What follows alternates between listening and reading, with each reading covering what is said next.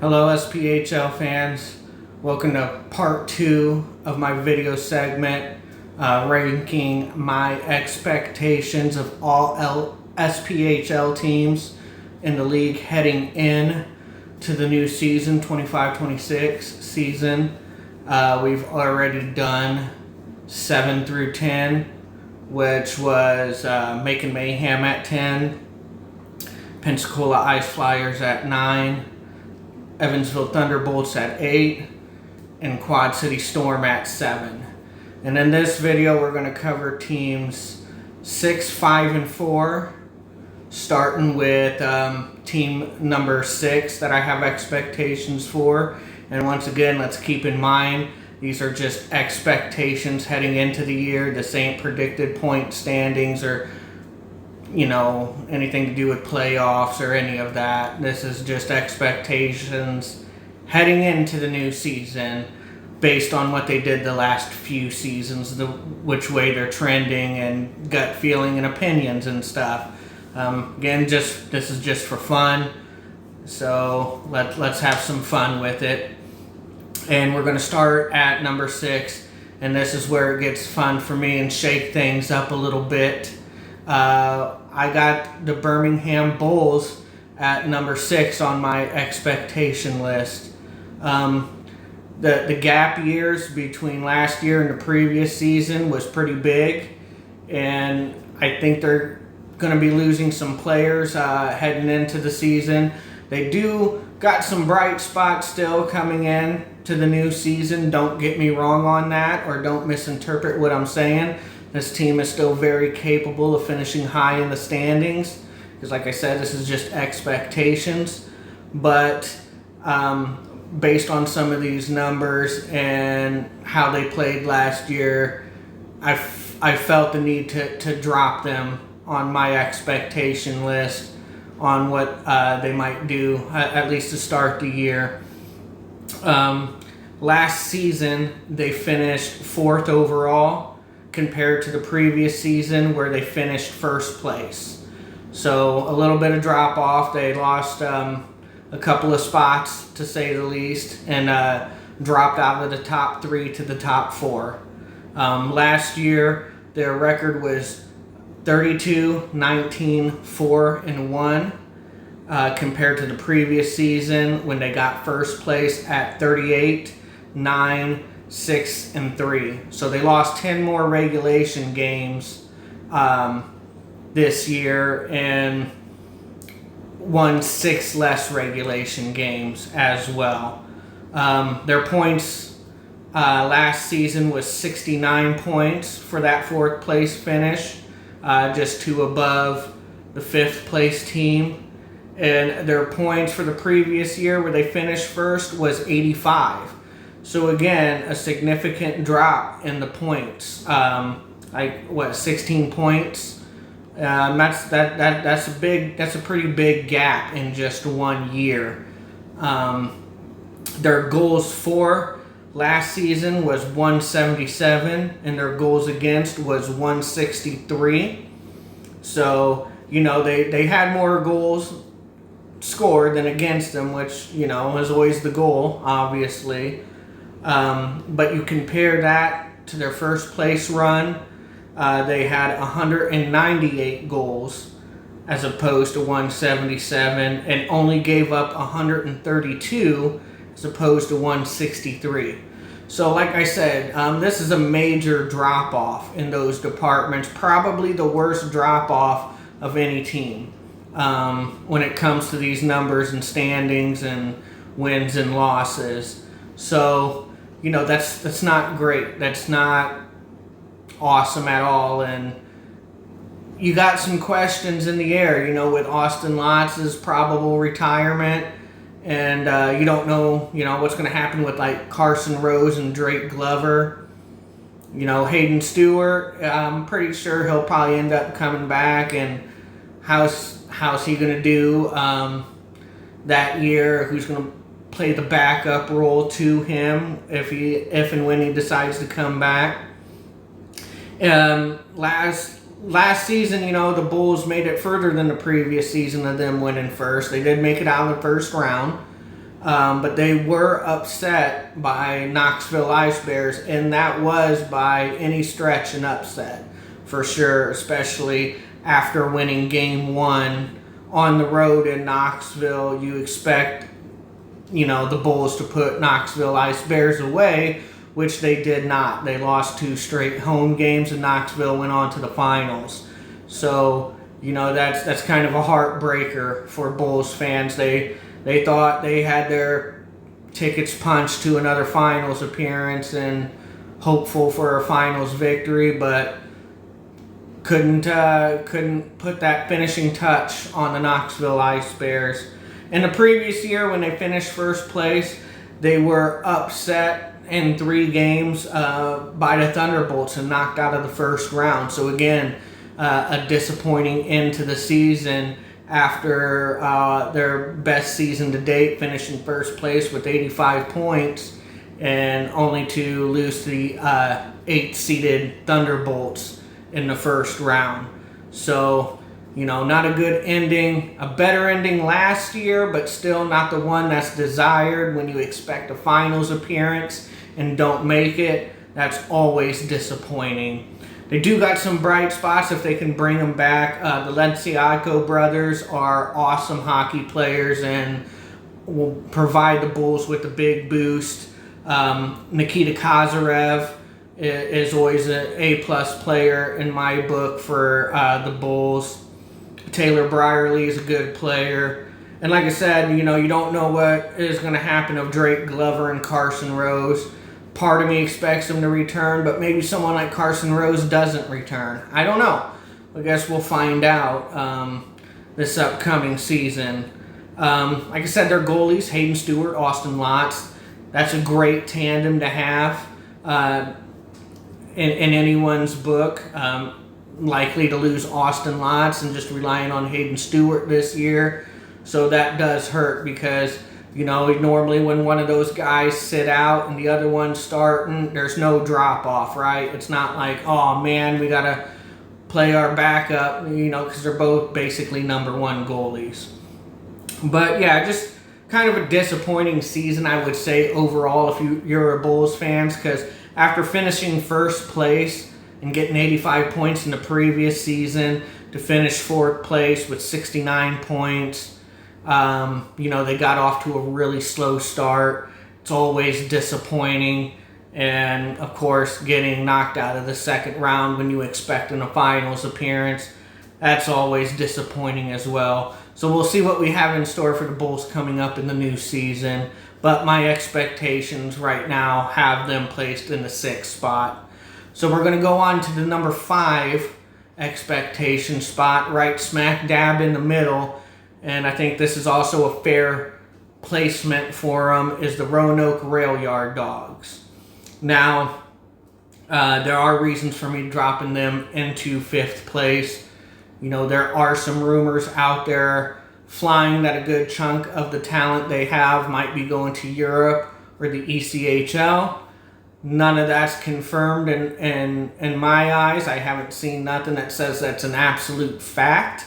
So I'm not really going to comment too much on that besides saying if that is true, that could spell a little bit of trouble for them. But they are a good team who is coached very well by Brims. So I don't expect a major drop-off by them if they do drop off. Again, another reason I might have them dropped off is because we really don't know what Austin Rodebush is going to do. I think a good chunk of us feel like he's going to return for one more season because he's so close to a goalie record, I think, of most wins or games played. I should have looked that up first before talking, but he's not far off of that. And so some people think he'll come back to get that record, and some people think after he get that record, he might just leave, which would be unfortunate. I don't think he would do that. But again, heading into the final season, what kind of performances are we going to get from Rodebush? And again, we don't know who might be his backup, and if Rodebush does decide to retire, we don't know who's going to be that anchor goalie for the Dogs. So, those are some big reasons why I got him in that 5th spot for expectations. Now, in both seasons, last year and the previous, they finished 3rd. And really, their numbers are not that far. They've been really consistent. Probably the most consistent, really, as far as numbers go the past 2 seasons. Let's read off the numbers and I'll show you what I mean. Last season, they were 34, 17, 2 and 3. The previous year, they were 33, 15, 7 and 1. So last year, they had one more win than the previous, but they had a few more losses than the previous, but it all equaled out, for the most part. Like I said, 3rd place both years. Only 1 point apart. They had 73 points last year and 74 points the previous year. So they only dropped off by 1 point between the years. Goals for, 199 last year, and goals against, 160. Then you look at the previous season, goals for, 207, and goals against, 164. So again, the margins are really close together. Not much difference. 207, 199, 164, 160. The margins are close. Now last year, Roanoke was indeed upset yet again by Knoxville Ice Bears. And I don't mean yet again like they beat, like Ice Bears beat Roanoke like the last couple.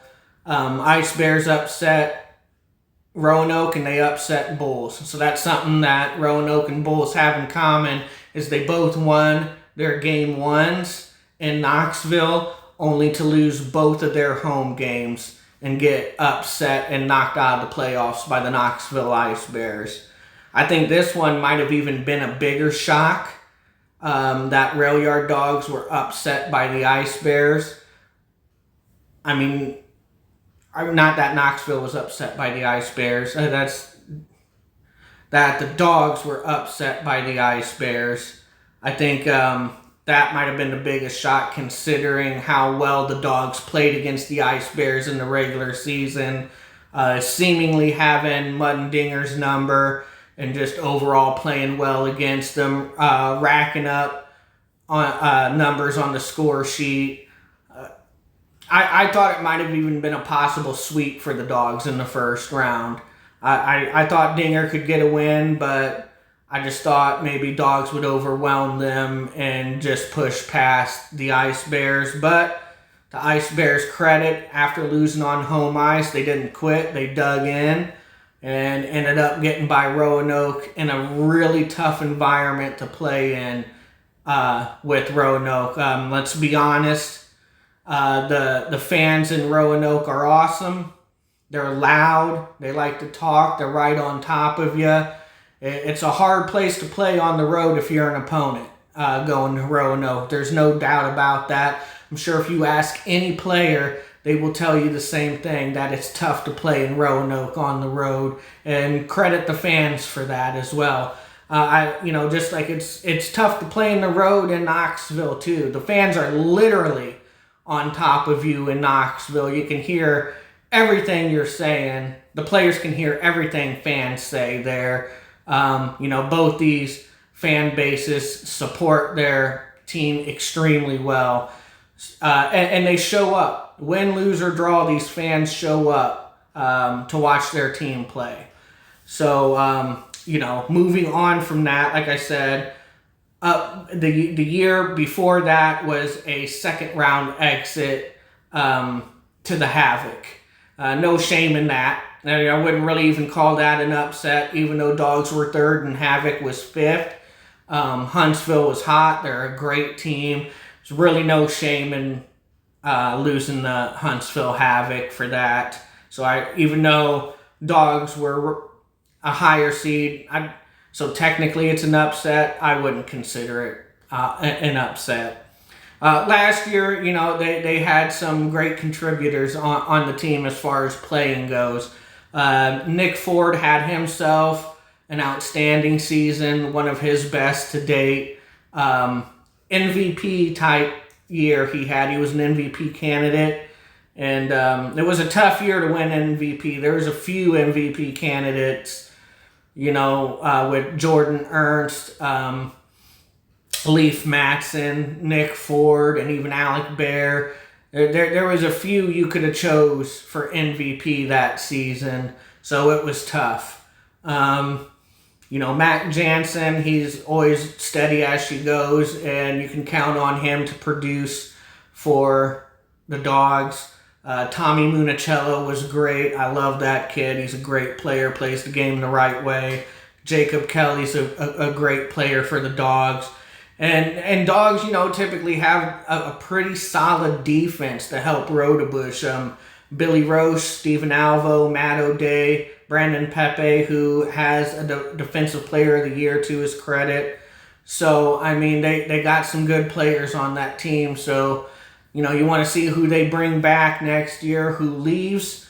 Like I said, there's some rumors that some top players on Roanoke most likely leave, but we'll just have to wait and see. And obviously with the goaltending situation as well.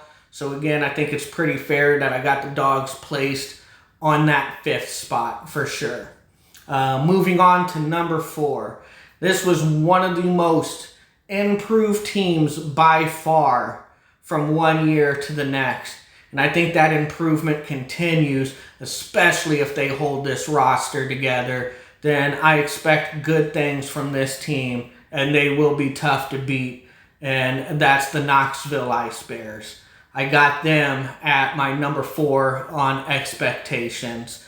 Like I said, monster leap from one year to the next. And these numbers will show you that. Last year, they finished one game above 500 in regulation with a 25-24, 5-2 record, and that was good enough for 6th place, as opposed to the previous season with only 16 wins, 36 losses, and 3-1 for a last place finish that had them finishing last for the first time in franchise history and missing the playoffs. So, pretty big improvement right there just on the records alone. Nearly 10 more wins, 9 wins, greater, 24-36 on the loss, and then to come from last place to 6th place, I think like 2 points out of 5th place. That's quite the jump for the Knoxville Ice Bears. Even in points, last year they had 57 points, and in the year they finished last, 36 points. So that's nearly a 20-point jump right there. Greater. That's outstanding from Ice Bears' perspective, and really anybody else if you're being honest with yourself. They just greatly improved in every major statistical category as a team, as far as a team is concerned.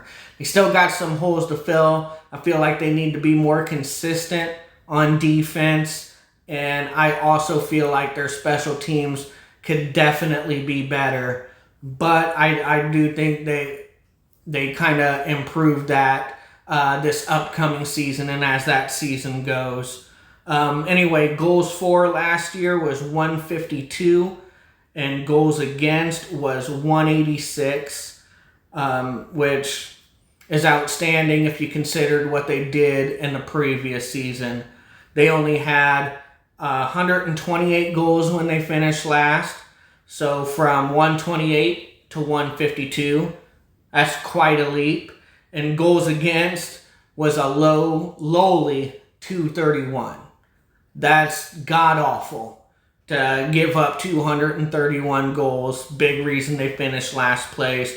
But they improved that to only giving up 186 goals. So again, quite the leap. Quite the improvement in just 1 year. Now, obviously, when they finished last, they didn't make the playoffs. So there's nothing to note there. And this team went from finishing last, not making the playoffs, to making the playoffs and going all the way to the finals. Unfortunately for them and their fans, they got swept in the finals by an underdog team in their own right, Evansville Thunderbolts, who just went on a magical run that playoffs. I think they only lost one game the entire playoff run. Yeah, to Huntsville. Swept Rivermen, swept the Ice Bears, only lost one game to the Huntsville Havoc. So, yeah, magical run by Thunderbolts, one nobody really expected. But, to miss the playoffs altogether and then to take your team to the Cup final for a chance to raise the President's Cup, that's incredible. So that should give you so much hope as a Knoxville Ice Bear fan that, okay, we could be back here. We could be back in business and our team has a chance here. So this team's going to be real interesting if they can keep this roster together. Some people that you look to see come back and hope to come back is like Dawson McKinney, the Dive King himself, Mr. Embellisher. But if we're honest, the guy, he can, for his size, he can skate and score goals with the best of them in this league when he's on. He's put in some pretty awesome highlight-type quality goals. I've seen a few of those against the Rivermen. Not a big fan of his diving and embellishment, but, he has that ability to get in people's heads and piss them off, which would make him a great Riverman, by the way. And, he can be physical at times himself, and he can put the puck in the net, and he's a good skater.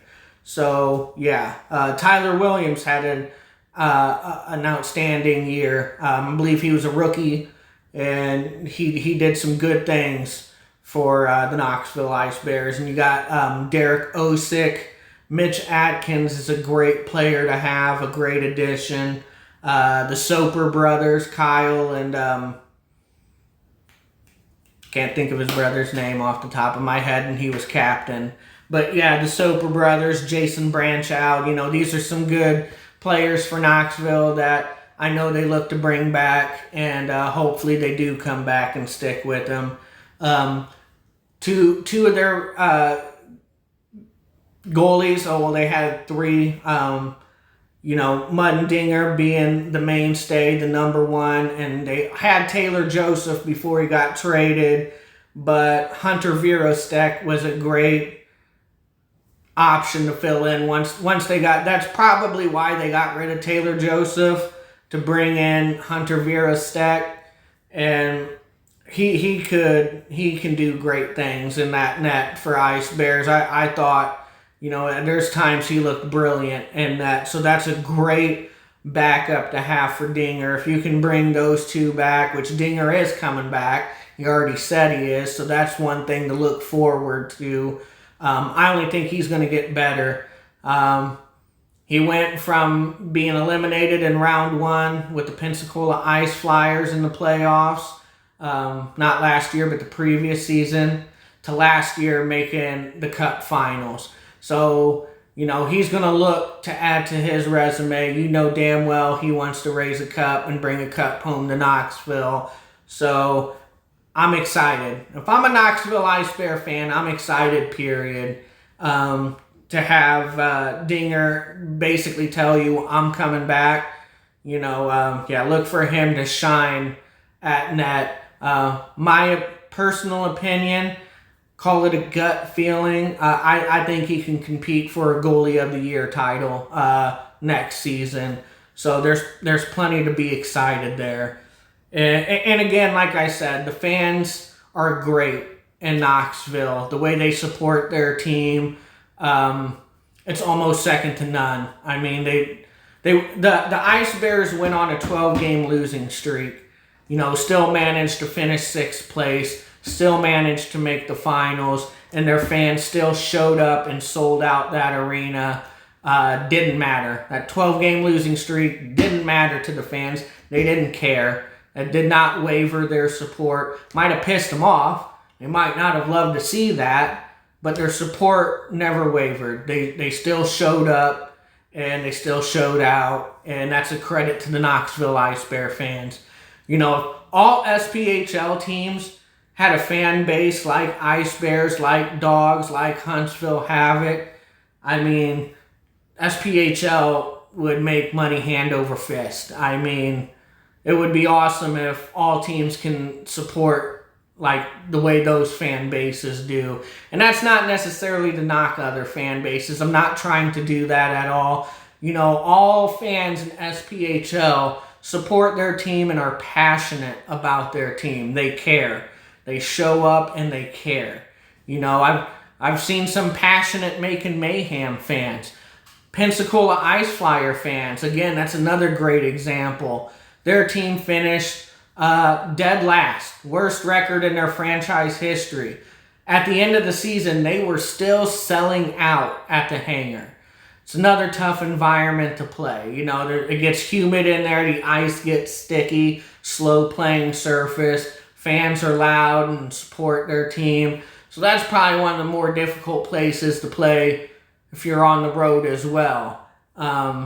So yeah, kudos to those fan bases that regardless of what their teams do, they show up and support their team no matter what. That's awesome to see. You can all pat yourselves on the back for that one. And attendance keeps going up and up and up. It keeps trending upward for this league, and I hope that continues. You know, Rivermen keep selling more and more season tickets as each year passes. Their crowds are getting bigger. Not too many that are trending downward. There might be one that's trending downward, unfortunately, and I think we all know who that is, which is unfortunate. I don't care if you like them or not, or you know how good they are or not. You always want to see good attendance in this league. So hopefully those numbers can come up even for teams like Making Mayhem. So yeah, that'll do it. That's my 6 through 4. So we got Birmingham Bulls at number 6, Roanoke Rail Yard Dogs at number 5, and Knoxville Ice Bears at number 4. So that'll do it for this one. Let's see if you guys agree with my assessments and expectations, and we'll see how this year plays out. Now, obviously, in my next video, part 3, I'm going to do 3, 2, and 1 for expectations heading into this season, which will be a fun video to do as well. We obviously know the 3 teams that are left, process of elimination, so we'll see where I place them on my expectations list. So until next time, I'll catch you guys at the next puck drop, and I always keep it Riverman style.